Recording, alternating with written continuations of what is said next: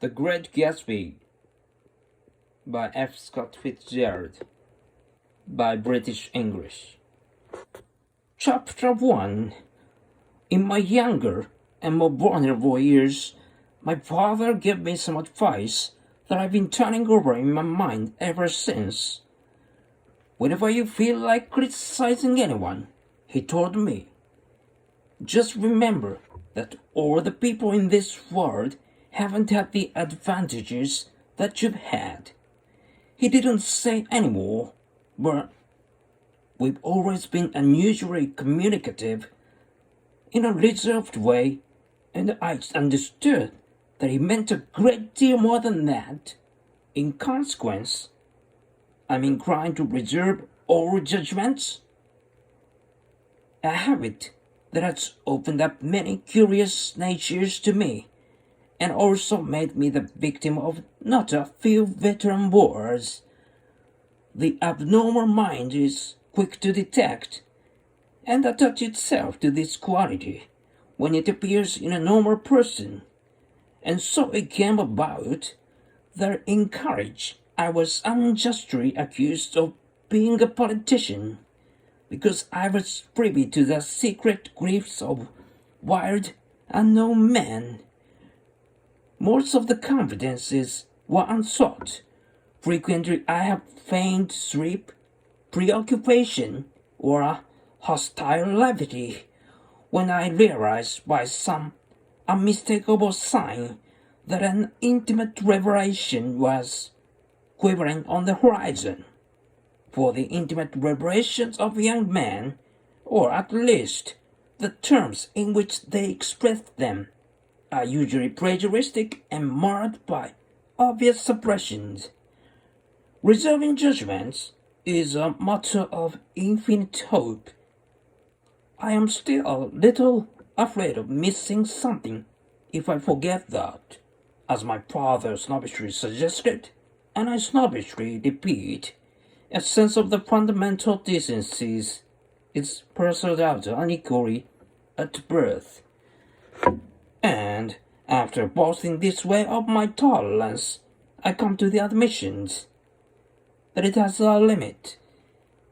Conduct may be founded on the hard rock or the wet marshes, but after a certain point, I don't care what it's founded on. When I came back from the East last autumn, I felt that I wanted the world to be in uniform, and added a sort of more attention forever. I wanted no more riotous excursions with privileged glimpses into the human heart. Only Gatsby, the man who gives his name to this book, was exempt from my reaction. Gatsby, who represented everything for which I have an unaffected scorn. If personality is an unbroken series of successful gestures, then there was something gorgeous about him, some heightened sensitivity to the promises of life, as if he were related to one of those intricate machines that registered earthquakes 10,000 miles away. This responsiveness had nothing to do with that flabby impressionability, which is dignified under the name of the creative temperament. It was an extraordinary gift for hope, a romantic readiness such as I have never found in any other person, and which it is not likely I shall ever find again. No, Gatsby turned out all right at the end. It is what preyed on Gatsby, what foul dust floated in the wake of his dreams, that temporarily crossed out my interest in the abortive sorrows and short-winged elations of man.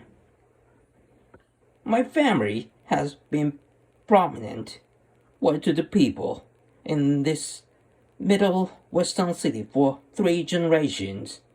The Caraways are something of a clan, and we have a tradition that we are descended from the Dukes of Buccleuch, but the actual founder of my line was my grandfather's brother, who came here in 51, sent a substitute to the Civil War, and started the wholesale hardware business that my father carries on today.